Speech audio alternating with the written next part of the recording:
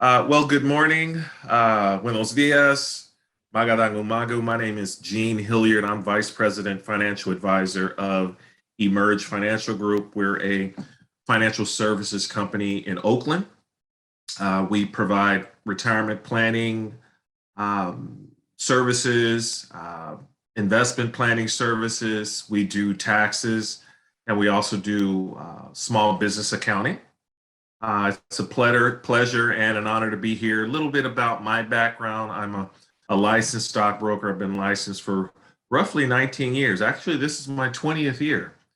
And my goal is to help each and every one of my clients create some wealth, maintain that wealth throughout their lifetime, the lifetime of their children and grandchildren as well.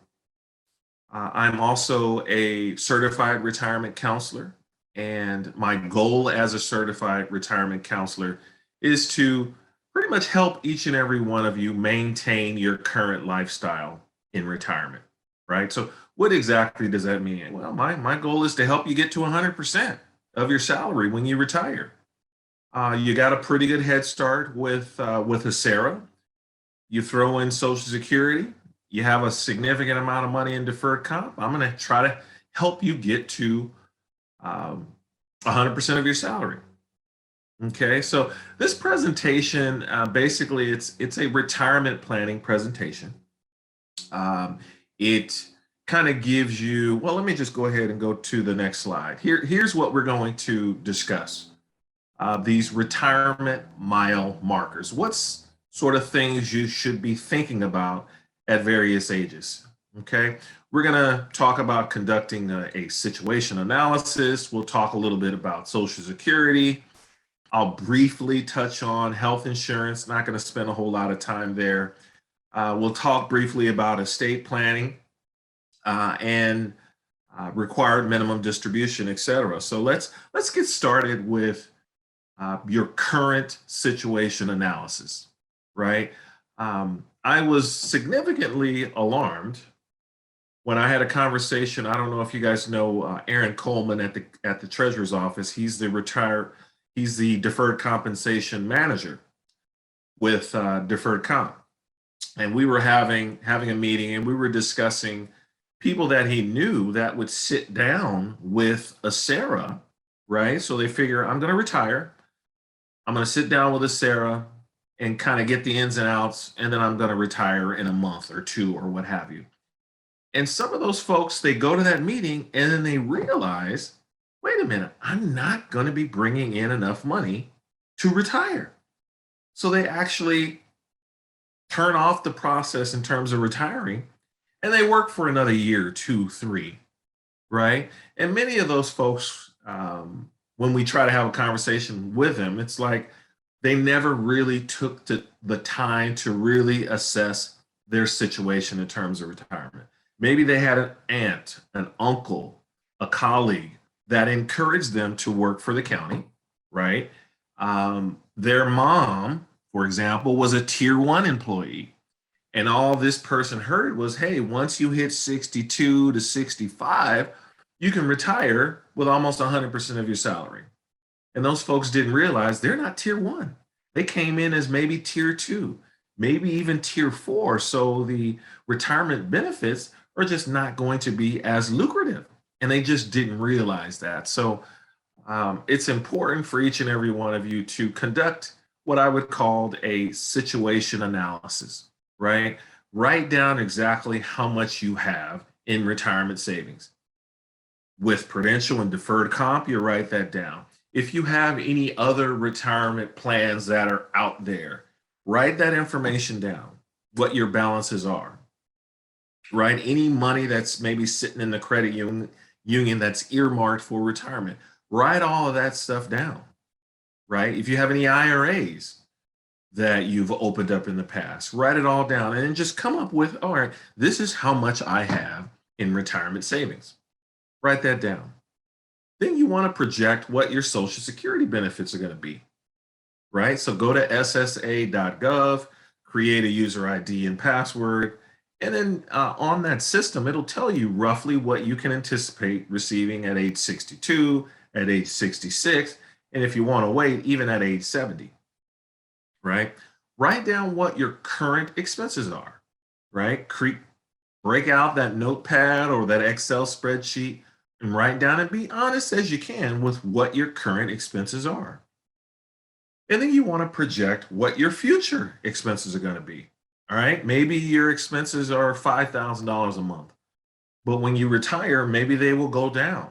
Maybe they'll go up, but you want to have a bit of an idea of what your expenses are going to be in the future, right? And then you want to draft some sort of a retirement savings plan.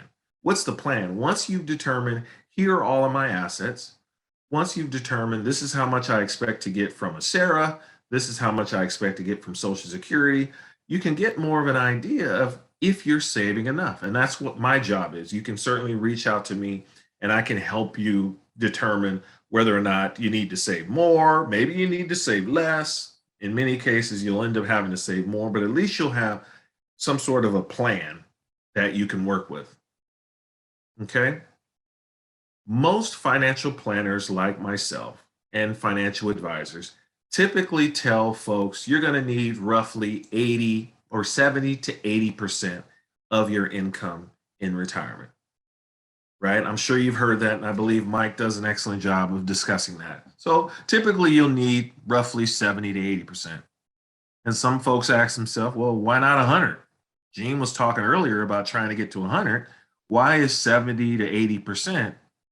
Why does that make sense? Well, there's a lot of costs that will go away in retirement, right? So, for example, if you're paying into deferred comp right now, will you continue to contribute to deferred comp in retirement, right?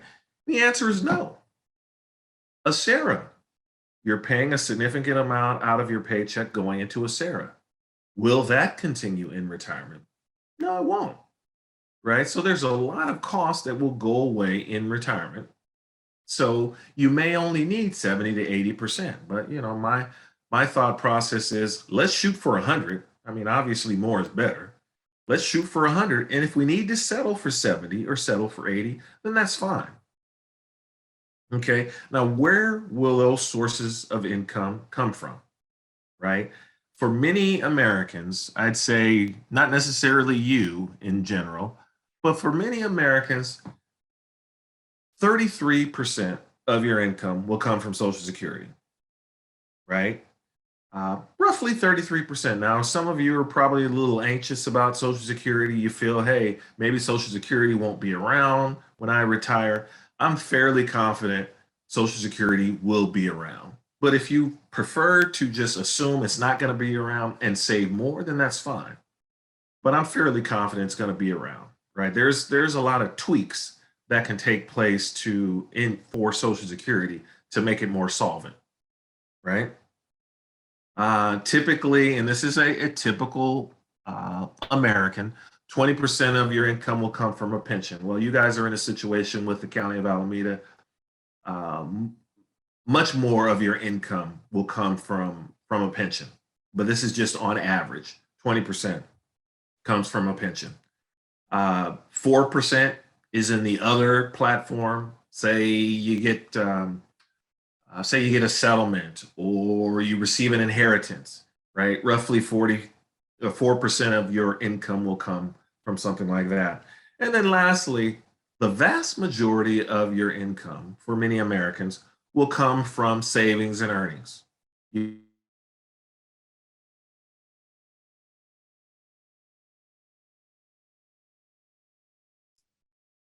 Gene, it sounds like your sound cut out maybe. Your 457B plan, 401k, or a bank account. All right, how's it sounding now? Okay. Better now? Yeah, I think it just cut out for maybe 5 seconds and then Okay. yeah, but yeah, it Okay. sounds good now. Okay, perfect. Thanks, Mike. And then, as I was saying, you have some folks that, maybe they retire and then they got to go back to work, right? And I'd have to say, I have failed as your plan's financial advisor. If any one of you have to go back to work, say working at Walmart as a greeter, I would have failed miserably. So that's the last thing I want you folks to have to do is to have to go back to work. Now, I'm not saying that you shouldn't work. I encourage working in retirement. Maybe doing something part-time, doing something that you love to supplement your income, right? I'm all for that. You want to stay sharp. You want to keep your mind going. I've always been a type of person that encourages working, but having to go back to work is a completely different story. Okay. So here's an age where I think folks really need to buckle down and get serious about retirement if you haven't already, right? So that's at age 50. I'm 53, and I'm a testament to 50 is when you start to really get focused, and you should be getting focused.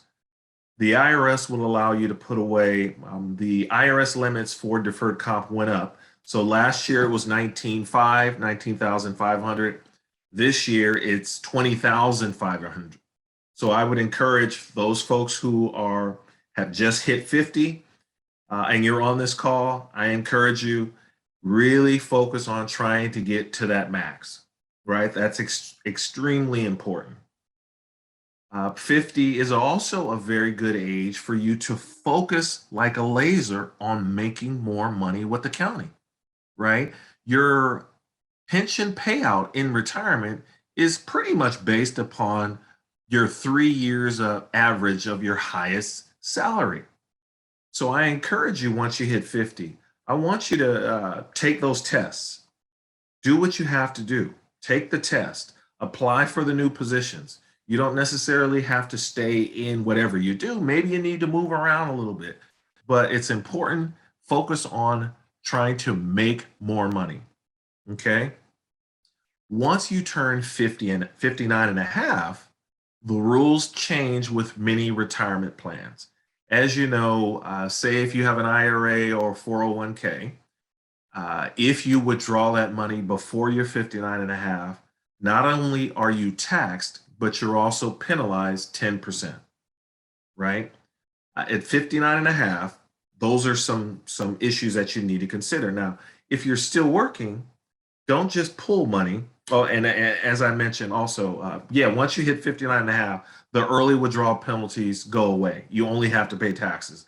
But don't pull the money just because you can, right? If you're still working, keep that money invested, let it continue to grow, let it continue to compound where your money grows much faster until you retire, right? 59 and a half is still a good idea to consider looking for another position, making more money. This is critical. Typically, folks who start to think about retirement, it is at age 60, right? And many folks retire around 63. So if you figure that the county's going to look at your 3 year average highest salaries, now would be a great time. Look for those jobs, increase your salary for the next 3 years, and then maybe you can retire. Now, I know many of you, when I've brought up that suggestion, many folks say, well, Gene, it's a pain in the neck to have to manage people to make money. I don't even want to have to deal with that. Well, I say to you, I would really like for you to just flat out, like my mother would say, suck it up for the next 3 years, right? Start a position, right? And typically when you start a new position, it's brand new.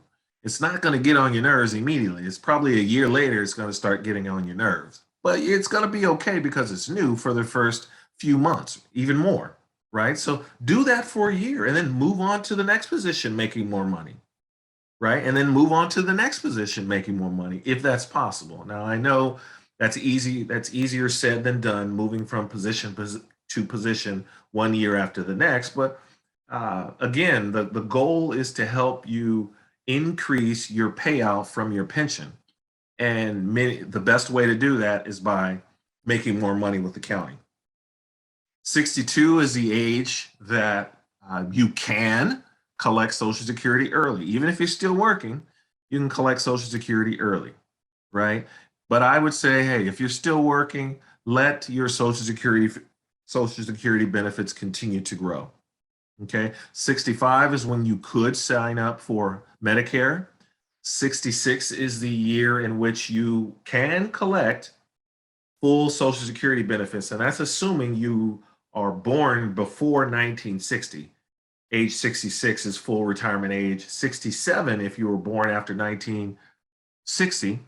And from 66 to 67, you get additional Social Security credits that could potentially and will increase your Social Security benefits. And then at age 72 is the age in which you need to start taking your minimum required distribution. Now, if you were born before in 2020 and you turned 70 and a half before January of 2020, then your requirement distribution age is 70 and a half. But if you turned 70 and a half, say in 2021, then technically going forward, your RMD would be at age 72. Now, this minimum required distribution does not apply if you are still working for the county. So here's an example. You're still working for the county, you're 70 plus years of age, you have deferred comp, you're not subject to that minimum required distribution. However, if you have IRAs on the outside, you have a 403B on the outside, you have any other retirement accounts on the outside, those assets would still be subject to minimum required distribution. So that's something I want you to keep in mind. Most folks get a little confused about that. Okay. All right. So let's say you're less than 50. Okay. These are some things you want to really be thinking about. Continue making those contributions, right? If you're under 50, the most you can put in is 20,500. So try to get to that maximum. Review your asset allocation. Maybe when you set up deferred comp, you maybe were in your 20s where you were a significant risk taker. Now you're 49, 48. Maybe you don't want to take on any risk and you haven't really thought about that. So review your investment, review your asset allocation strategy, right? Review your retirement strategy. Are you saving enough? Maybe when you started out, you were doing $100, right? $100 is not going to create a significant amount of cash that you may need in retirement. So you need to continue to bump that up. Start thinking about estate planning. A will is not enough. I know when I was coming up, most folks felt if they had a will, they were covered. Well, a will is still not enough. Your loved ones, your beneficiaries potentially will still need to go through probate, and that can cost you a lot of money. So a will's not enough. Think about your estate planning needs. Talk to, I believe, the there's a group within the county that you can hire I think it's a new employee, or it's a group. I'll get the name. It'll come to me in a moment. But there's a group within the county as an employee that you can hire to potentially help you with estate planning, where you can hire an attorney. Okay. All right. So you're 50 plus. Again, continue. I think I'm going to go through. Yeah. Here's the limits. If you're 50 plus, you can put away $27,000 a year. So if you're under 50, 20,500. You're 50 and over, you can put away an additional 6,500. Right?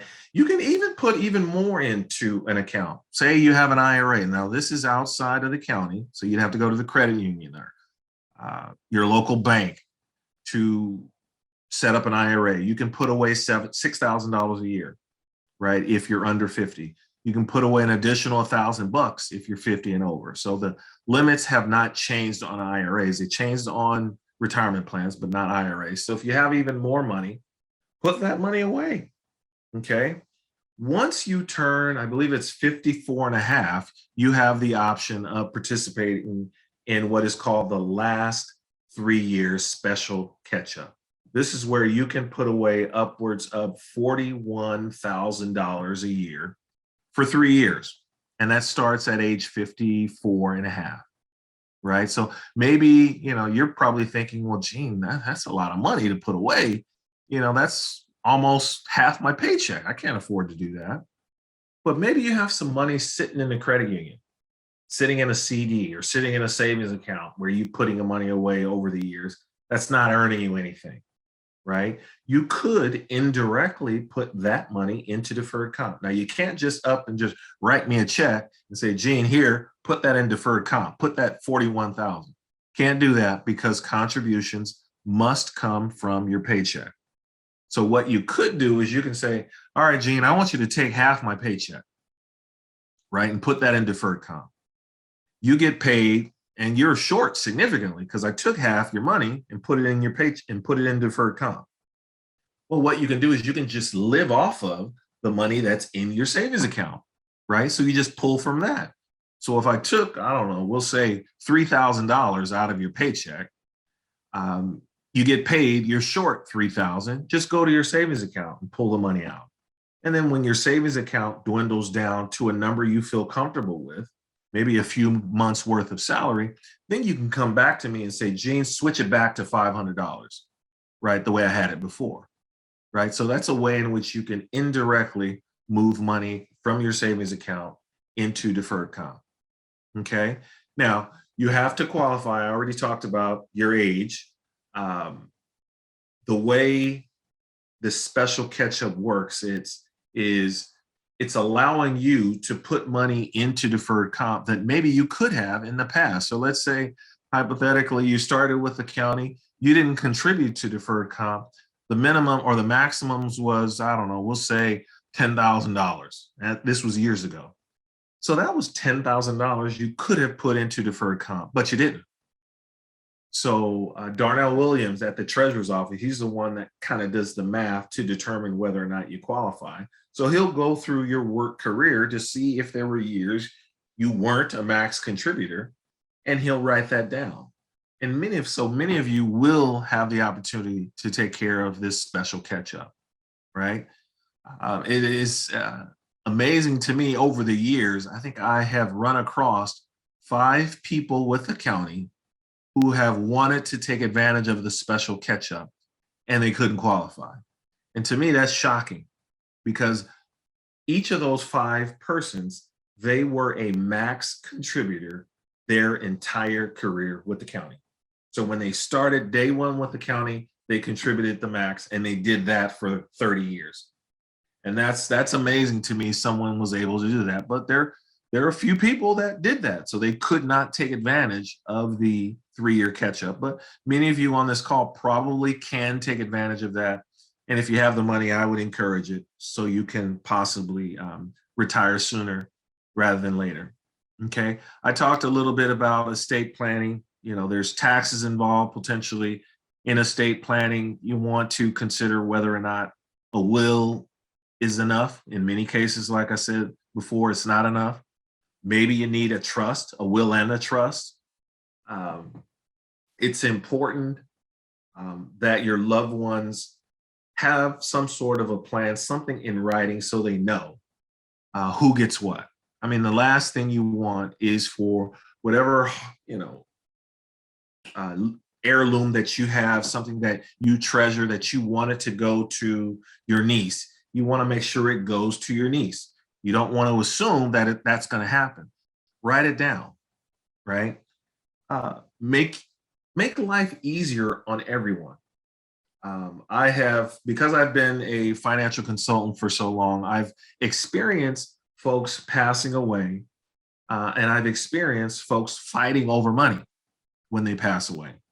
And the reason why that happens is everything wasn't in order. Everything wasn't in writing. So make it easy on everyone. It's hard enough as it is for folks to lose a loved one, let alone trying to manage money, right? So make it easy on everyone. Have a plan, write it all down.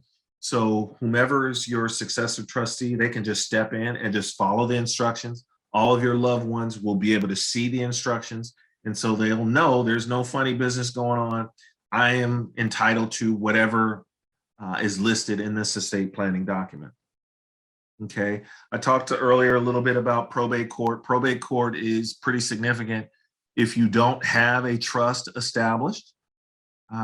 Typically, any assets that are listed in a will or it's not included in a trust, we'll have to go through probate. What is probate? Probate is a court process where your beneficiaries will have to hire an attorney to validate a will or to validate who you are, to validate who is supposed to get what. And your beneficiary is going to hire an attorney, and that's typically going to cost roughly 25% of whatever your inheritance is. All right, so that's a big number. You've worked very hard to save this money. You want to make sure it goes to your kids or your grandkids or a charity, right? Not to some cousin that you hadn't seen in 30 years. The other thing about a probate court is the money is tied up for almost a year. And it's posted in the newspaper. So this allows your distant relatives to make a claim or make a case for this money, right? So that's the last thing you want to do. You want your beneficiaries to get whatever they're entitled to quickly. They shouldn't have to wait a year. Now, the good news for retirement accounts, and that's your deferred comp, IRAs, 401ks, et cetera, they have beneficiaries. That is not a probatable asset, right? So you don't have to worry about probate with that, with retirement assets, retirement accounts. Many bank accounts, you can list a payable on death person. So that's a beneficiary on a checking account or a savings account. So it's no longer necessary for you to re-register your accounts to a trust if you don't want to. You can just list a beneficiary on those types of accounts, your savings and checking accounts, et cetera. Pay special attention to, if you have joint accounts, pay attention to what type of joint account it is, because there's two types of joint accounts. You have joint tenants in common, and you have joint with rights of survivorship. What are the differences between the two? Joint with rights of survivorship. Basically, if you have two people on an account with joint with rights of survivorship, one person passes away, all the money goes to whomever's living. No probate, no issues. Typically, when you go into a bank and you set up a joint account and you're married, the bank representative typically will automatically set it up as a joint with rights of survivorship. But if you come into a branch and you say you want to open a joint account, or you want to change the registration to a joint account, and maybe it's your sister, maybe it's just your partner, right? These bank representatives will assume, okay, then this should be set up joint tenants in common. How does that work? Once it's set up joint tenants in common, someone passes away, then 50% of the account goes to that deceased person's estate, which is therefore probatable, right? So be careful when you're setting up these accounts. Make sure that the accounts are set up joint with rights of survivorship, if that's what you're looking for. Okay, name a beneficiary. I'd say probably 99% of you that have a deferred comp account, you have a beneficiary on file. I'd say a few years ago, the county and Prudential decided to allow people to enter their beneficiaries online. So some of you have probably gone in and noticed there's no beneficiaries and you're panicked about it. But way back when, we required you to give us your beneficiary information, and we have it on file. So you have beneficiaries. But if you want to update your beneficiaries, you can certainly go online to prudential.com/retirewile and then update. And we will, whatever beneficiary information we've received the most recent is the most accurate beneficiaries we'll have on file. So anything in the past will be pretty much null and void. Okay, let's talk about tax diversification. And what I mean by that is whether it makes sense to have all of your money in, say, the Roth deferred comp, or have all of your money in the pre-tax version of deferred comp, or have a little bit of both. So here's an example. Let's say you're retired and you want to pull money out of your account. You want to go buy a new car, and it's going to cost you 50 grand. Right? So if you pull $50,000 out of your deferred comp or any retirement account that's pre-tax, you're looking at, and this is just an estimate, you're looking at having to pay $6,000 in taxes. That means you're going to net $44,000. But say you have a little bit of your money, say you have, I don't know, 50% of your money invested pre-tax, in deferred comp, and you have 50% of your money invested in the Roth version of deferred comp. It's not a Roth IRA, it's a Roth 457. Same scenario, you need a car, you pull out 50 grand. We take out 25,000 from your pre-tax version of deferred comp. We take out 25,000 from the Roth version of deferred comp. Same tax situation, but you'll pay half in taxes. So you'll pay $3,000 in taxes because there's no taxes on the Roth, only on the pre-tax version of deferred comp. That means you'll net 47,000. So I would encourage you to consider looking at whether or not it makes sense to maybe put some money in the Roth version of deferred comp, but check with your tax person, check with your attorney. If you want to visit with me, we can have a conversation in terms of whether or not it makes a little bit more sense to now start contributing to the Roth version of deferred comp. Okay. All right. So now you're 60 plus. Retirement is pretty close. You want to start thinking about when you want to collect Social Security. You want to determine what is full retirement age for someone in your age bracket. You want to calculate your benefits, and you want to talk a little bit about, all right, will my Social Security be taxed? And I'll go through this a little bit. Here's a chart that I like to show that gives you an idea of what is full retirement for you. Now, obviously, you want to go to the ssa.gov website to confirm what I'm telling you here. Well, this is ballpark. If you were born between 1943 and 54, figure your Social Security is going to be at Social Security at full retirement age is 66. But on the flip side, if you were born in 1960 or later, full retirement age is 67. So find out on the ssa.gov website truly when full retirement is for you. Are you eligible for Social Security? Some of you may not. If you've been a sheriff deputy for your entire career, your working life, you probably have never paid into Social Security. So don't expect anything from Social Security, but go on to the ssa.gov website to confirm it. But if you have 40 quarters, 10 years of paying into Social Security, you're eligible, right? So these 40 quarters, they don't have to be consecutive, but go on to the Social Security website and confirm it. Calculating your benefits, how does this work? I'll just spend a little bit of time on that. It's your 35 years of earning history. That's what the IRS uses to calculate what your Social Security is going to be, right? If you haven't worked 35 years, that means, say you only work 25 years, right? So that means 10 of those years are going to be considered zero. So that's going to reduce your benefit. Another reason why you want to go on to that website, the ssa.gov website, is to confirm your earning history. Sometimes the Social Security Administration makes mistakes. So go on there to confirm your history, right? You want to determine whether or not it makes sense to delay collecting Social Security. So here's an example of a person who's age 62. If they want it, they can collect Social Security and collect $18,000 a year. Not saying necessarily this is a number for you, but this is just ballpark. Go on to the website, as I continue to say, go onto the website and confirm it. This person turns 66. They can collect 24, so they're getting a bit of a bump. You can also wait until you're age 70 to get an even bigger bump. And I'm sure you're thinking, okay, I'm not sure, Gene, when I should collect Social Security, right? You do get more bang for your buck if you wait. I'm not a big fan of waiting until age 70, even though when you do the math, in certain cases, you'll get more money, right? But I've always talked about, there's 3 phases of retirement that you go through. You have your go-go phase, your slow-go phase, and your no-go phase.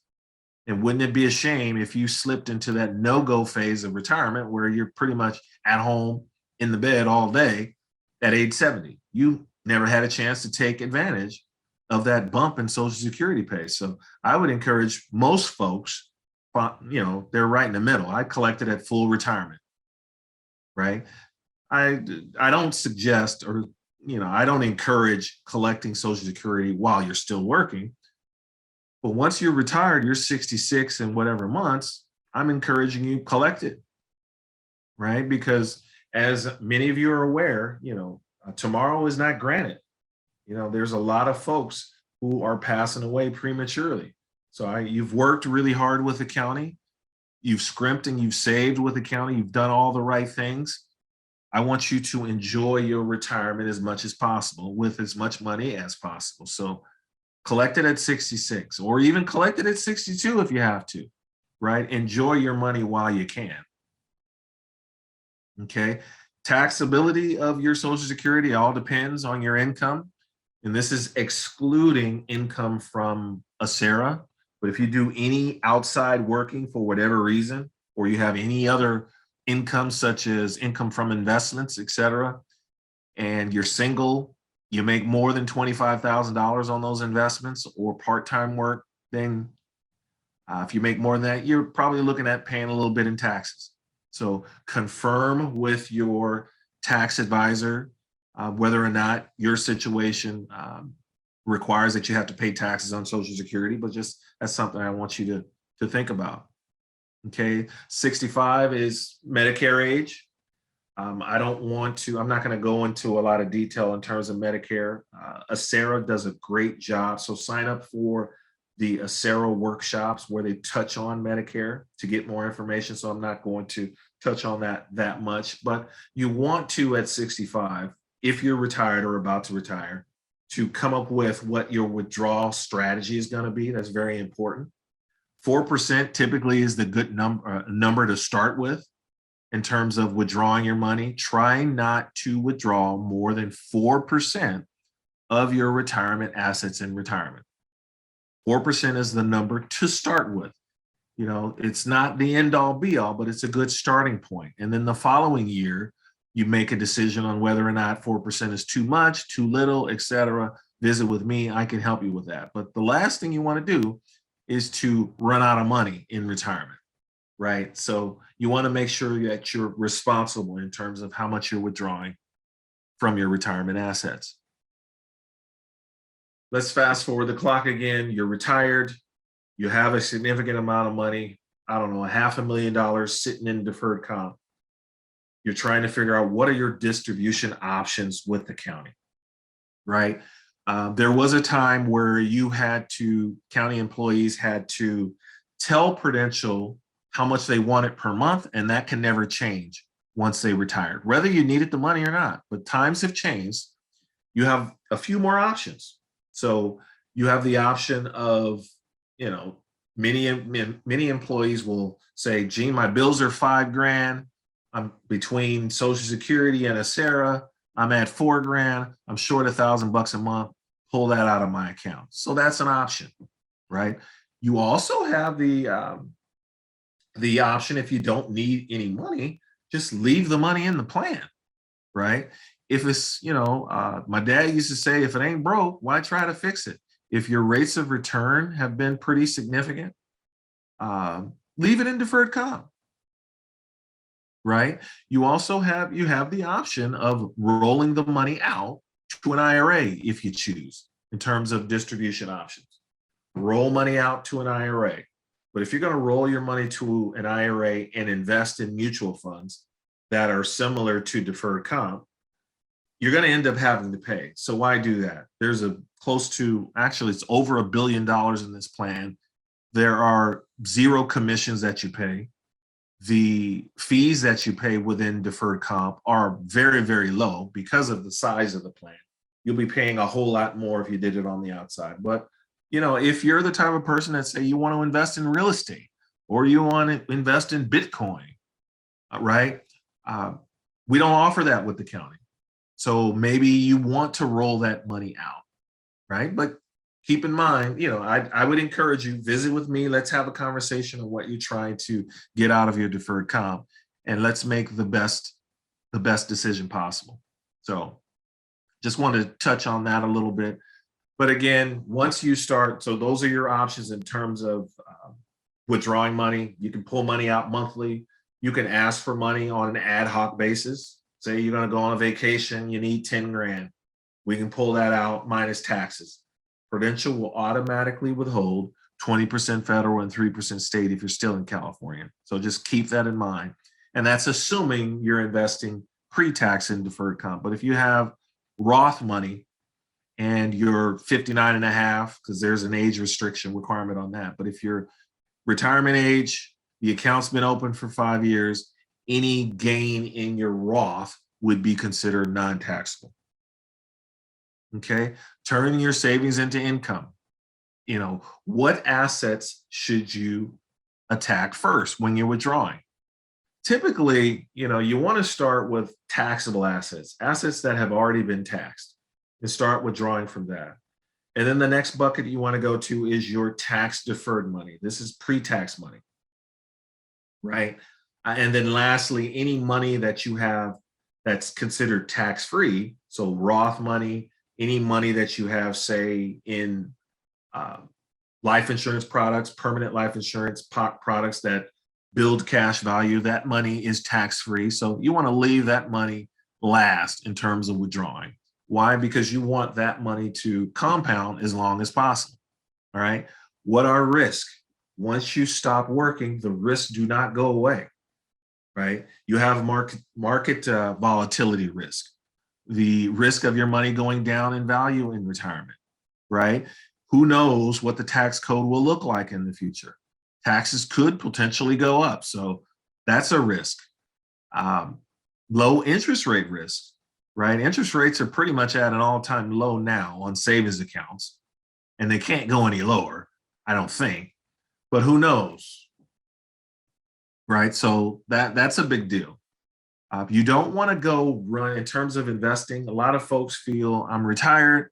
I keep hearing that I should move everything to more conservative investments. I should run and hide in the stable value account or the guaranteed interest account.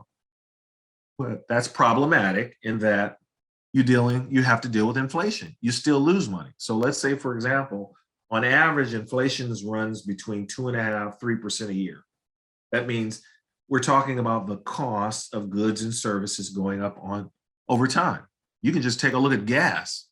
You know, how much was gas when you were a kid versus how much is gas today? That's inflation. Who knows where costs are going to go in the future? And if you're only earning 1%, 1.5%, and inflation is 3%, you're losing money. So you can't just go and run and hide in stable value. We need to continue to keep some money invested, and I can help you with that. Right? Cost of living, longevity is a risk. The risk of passing away too soon before you run out of money, right? And here's an example on this next page. Typically, a 65-year-old woman can expect to live till she's 87. 65-year-old man can expect to live until they're 84. 1 in 4 folks who are 65 today can expect to live to 90 plus, right? So you could potentially spend 30 years in retirement. So there's risk there. So that means you cannot spend your money too quickly.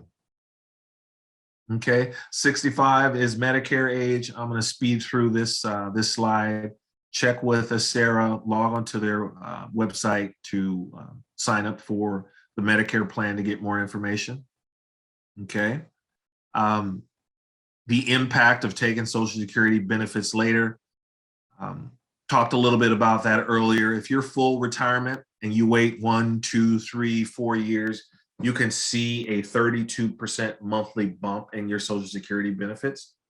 So I told you about my opinion. I would encourage you, collect your money as soon as you can, or almost as soon as you can. Tomorrow is not guaranteed. But for folks who are looking at this from a dollars and cent perspective and they want to get the most bang for your buck, maybe it makes sense to collect it late. But I will say this, it really makes more sense in many cases to collect it later, assuming your life expectancy is in late 80s, 90s, right? So if you don't expect to live that long into your 90s, then as I mentioned before, it may make sense to just collect it at full retirement, 66 and whatever months. Okay. 72 is the required minimum distribution age. That's where you're required by law to take money out. at least a minimum. It's typically in the 4% range. You're required to take that out. And if you don't take it out, you can be looking at a significant 50% penalty of what you should have taken out. So that's a big deal. Prudential does an excellent job of reaching out to you once you turn 72 to give you a reminder. I would encourage folks, you want to have Prudential calculate it for you and send it. Because as you get older, and if you don't need the money, you may forget. And that's a significant penalty for not taking that money out. So have Prudential calculate it for you and send you a check or deposit it into your checking or savings account. Okay. So the end is just the beginning, right? You've scrimped, you've saved, you've done all the most responsible things up to this point, right? But this isn't the end. You have, I don't know, 800, 900, $1 million sitting in in deferred comp or in retirement savings. We need to make sure that that money is lasts for the rest of your life. One of the things that continues to come up in my conversation with folks is, long-term care, right? There is that potential that you may find yourself in a nursing home. Do you have enough money to pay for that?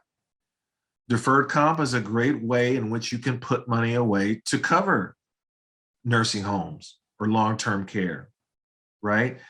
It's expensive. I have a client who is now spending $10,000 a month for a nursing home, right? That is a significant amount of money. Typically, on average, some of you may be saying, well, Gene, do I go buy some long-term care insurance? Do I self-insure and put some money away? I can tell you this, long-term care insurance, if you were to go out and get it now, it's going to be extremely expensive. And I'm really concerned that many of these long-term care insurance companies are probably going to go out of business. And the reason why I say that is, as you know, with insurance companies make money when people don't need the insurance, right? So they just collect premiums for years and years and years and hope that no one's actually going to need the insurance. But what many of these insurance companies are learning is that more people are needing long-term care than are paying into it. So that's a recipe for disaster in terms of getting long-term care insurance. So I can certainly help you with that. But if you're the type of person you want to self-insure, you want to put away money towards long-term care, just like in retirement planning, you want to kind of plan for it, figure out what your goal is, how much you're going to need. Right. So just assume, hey, if I have to pay $10,000 a month, right, the average stay in a long-term care facility, on average, not necessarily your situation, but on average, it's 3 years. Right. So, you could be spending upwards of $300,000 towards long-term care. The other thing is the average age of folks going into a long-term care facility is 80, right? So that means that when you retire, your money in deferred comp has time to grow to get to a point to where you'll get to that $300,000. So all is not lost. I just want everyone to strongly consider coming up with a plan to deal with long-term care.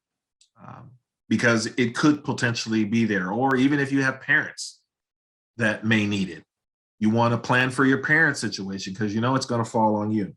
So, as I'm sure Mike encouraged, log on to the the Acera website, get an estimate of what your pension will be in terms of coming up with a retirement plan strategy.